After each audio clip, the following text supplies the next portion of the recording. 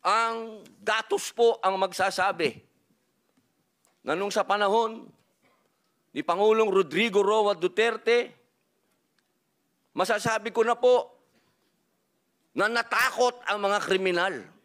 Wala pa po siyang ginagawa. Doon lang sa commercial niya na last Christmas yun na to, natakot na ho ang napakaraming kriminal. Natakot na ho ang napakaraming durugista, napakaraming pusher ang nag-surrender. Wala pong nangyayari. Sa salita lang po yun.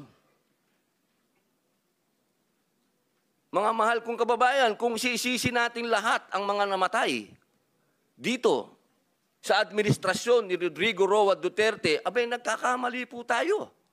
Alamin po natin kung ano ang drug underworld, kung ano ang mga drug syndicates. Ako na po ang nagsasabi sa inyo, regular